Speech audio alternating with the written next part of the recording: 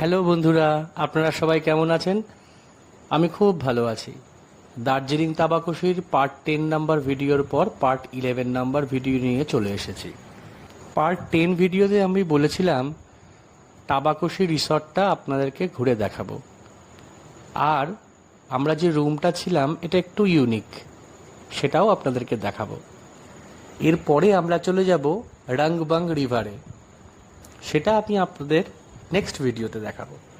আজকে দেখে নেওয়া যাক তাবাকশি রিসর্ট। পাহাড়ের কোলে একটা গ্রাম, খুব সুন্দর একটা গ্রাম। অনেক রিসর্টস আছে, তবে আমরা যে রিসর্টটায় ছিলাম সেটার রুমটার জন্য স্পেসিফিক আমাদের খুব পছন্দ হয়েছিল। এর টেম্পারেচারটা দার্জিলিংয়ের থেকে একটু বেশি, বলতে পারেন নাতিশীতোষ্ণ। খাবার আর রুম রেন্টও রিজনেবল। চলুন একটা কথা শেয়ার করি।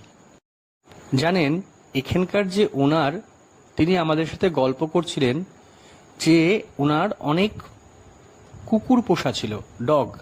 উনি খুবই ডগ লাভার, কিন্তু ব্ল্যাক প্যান্থার, চিতাবাঘ এসে ওনার প্রায় 10টা থেকে 11টা কুকুর নিয়ে চলে গেছে। বিড়াল আর মুরগি যে কত নিয়েছে তার কোনো খোঁজ নেই। সাপোর্ট করতে একদম ভুলবেন না, ফলো করবেন। সবাই ভালো থাকবেন। নেক্সট ভিডিওতে আপনাদেরকে দেখাবো রংবং রিভার। শুভরাত্রি।